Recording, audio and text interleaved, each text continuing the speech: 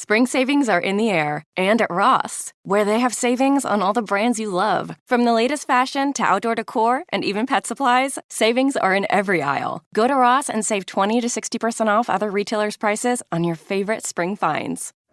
I think you're on mute. Workday starting to sound the same? I think you're on mute. Find something that sounds better for your career on LinkedIn. With LinkedIn Job Collections, you can browse curated collections by relevant industries and benefits, like flex PTO or hybrid workplaces, so you can find the right job for you. Get started at linkedin.com/jobs. Finding where you fit. LinkedIn knows how.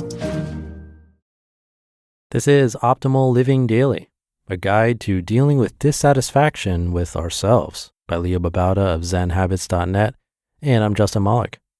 Welcome back to our Sunday bonus episode where I give you a little extra content from a podcast in our network that I think will also help you live a life that's a bit more happier and meaningful. This episode is coming from Optimal Relationships Daily and is definitely the kind of article I narrate here. I narrate from Zen Habits pretty frequently, but again, this one was narrated over on Optimal Relationships Daily. So without further ado, here's Greg with a bonus post as we optimize your life. A Guide to Dealing with Dissatisfaction with Ourselves by Babauta of zenhabits.net. The more I talk to people about their struggles, the more I realize that we all have some sense of dissatisfaction with ourselves. I have it, and I'd be willing to bet everyone listening to this does too. Consider some of the ways we're dissatisfied with ourselves. We constantly have a feeling that we should be better, doing more productive, more mindful, and so on. We doubt ourselves when we have to speak up in a group or in public and feel that we're not good enough to contribute. We are unhappy with certain aspects of ourselves, like our bodies, the way our faces look, the way we procrastinate or get angry or lose patience as a partner or a parent. We think we need to improve. This is a constant condition, and even if we get a compliment from someone, we find a way to undercut it in our minds because we think we're not good enough for that compliment. It affects our lives in so many ways. We might not be good at making friends, speaking in public or in a group, finding a partner, doing the work we're passionate about, finding contentment with ourselves and our lives. And we don't like feeling this way, so we run. We find distractions, comfort in food or alcohol or shopping. We lash out at other people when we're feeling defensive about ourselves. It's at the heart of nearly all our problems. So, how do we deal with this underlying problem? The answer is profoundly simple, yet not easy. Before I go into dealing with the problem, we should discuss something first. The idea that we need to be dissatisfied with ourselves to make life improvements. Unhappiness with self as a motivator. I used to think, as many people do, that if we're unhappy with ourselves, we'll be driven to get better. And if we were all of a sudden content with ourselves, we'd stop doing anything. I no longer believe this. I do think we're often driven to make improvements because we're dissatisfied with ourselves, and that's not a bad thing. We have hope for something better. But consider, when we're unhappy with ourselves, it's hard to be happy when we do something good. We're still dissatisfied, so doing something good then isn't the reward it could be. We have habits of running from this bad feeling about ourselves, so procrastination and distraction become the default mode, and this gets in the way of our efforts.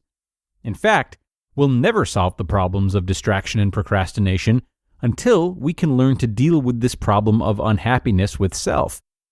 Unhappiness with self can get in the way of connecting with others because we think we're not good enough and so can feel anxiety about meeting others. We can't solve this, no matter how much we want to improve, until we address the underlying issue.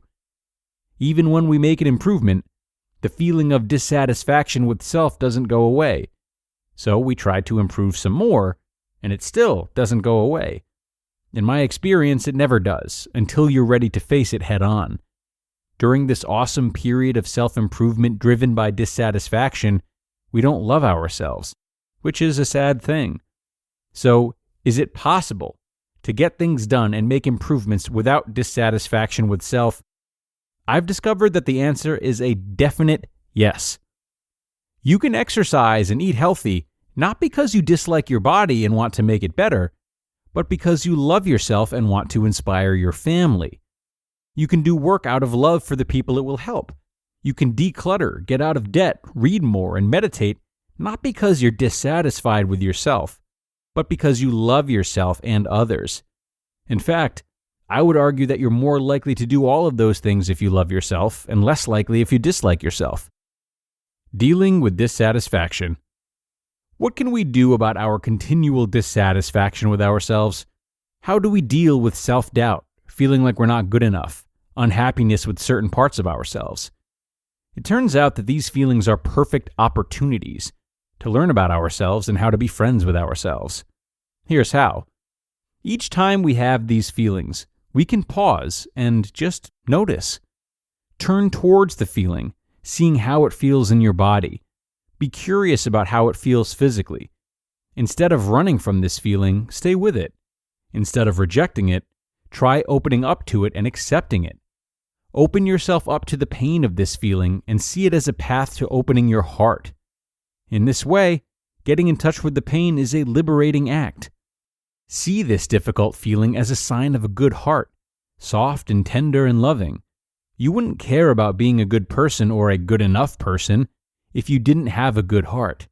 There is a basic goodness beneath all of our difficulties, and we just need to stay and notice this goodness. Smile at yourself and cultivate an unconditional friendliness to all that you see.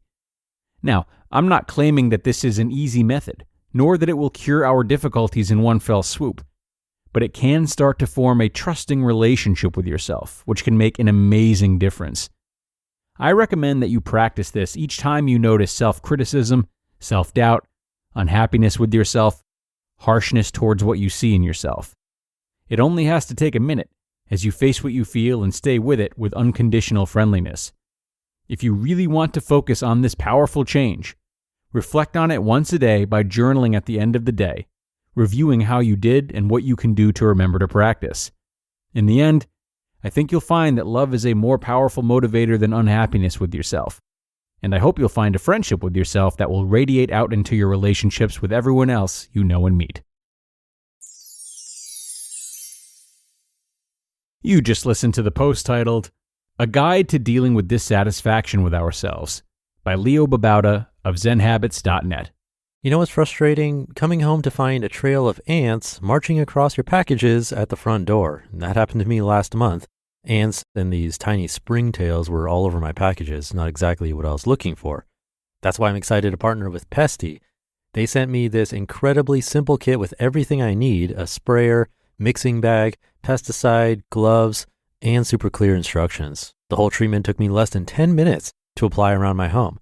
What I love most is how they customized everything to my specific location and the bugs I was dealing with.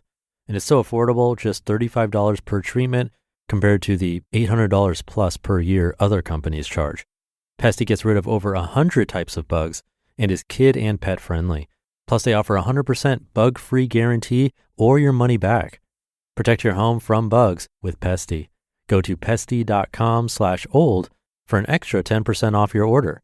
That's pestie.com/OLD for an extra 10% off. Remember those childhood dreams? As we grow, our aspirations evolve. Instead of fantasizing about space travel, perhaps you're now dreaming of launching your own business around your passion for minimalism or sustainable living. But doubt creeps in. Do I have the skills? Can I build a website? How will I find customers? Enter Shopify, the commerce platform empowering millions of businesses worldwide and handling 10% of all U.S. e-commerce, from household names to fresh startups. Worried about design? Well, Shopify offers beautiful templates that align with your brand's aesthetic. Need assistance? Their AI tools help with everything from enhancing product images to crafting descriptions that resonate with conscious consumers.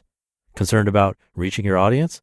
Shopify simplifies customer connection through streamlined email and social campaigns. And if you get stuck, their award-winning support team is available 24/7. Turn those dreams into and give them the best shot at success with Shopify. Sign up for your $1 per month trial and start selling today at shopify.com/old. Go to shopify.com/OLD. Shopify.com/old. And thanks a lot to Leo for his words of wisdom today. I really love the idea behind this article, but I have to say I think it's essential that Leo paired it with the suggestion of daily journaling. Because here's why. If we do move to a place of love and start acting fueled by doing right for those who we love, we still run the risk of dissatisfaction down the road. It's possible that we don't ultimately solve the problem of what we love just for us, rather than what we can provide for others. And this idea of acting based out of love for ourselves only works if we first cultivated love or feeling like we're worthy of that work. And that's not always the case for everyone, as he alluded to at the end. But if we're actively checking in with ourselves and exploring these lapses of self-love through journaling, per Leo's recommendation, then we can constantly work on that self-love and maybe slowly reframe our perception of ourselves. So we can do this self-work alongside the outer work of making healthy changes, thus upping our chances of feeling more self-love through both action and thought. And a lot of times using both is supremely helpful, if not totally necessary. So thanks to Leo and his great work once again. Thanks to you for joining and following your own journey of self-love and sharing it with ORD. Time to get out of here though, so I'm going to say goodbye for now, but do know I'll be back here again with another thought-provoking post tomorrow. So be sure to come on back for that, where your optimal life awaits.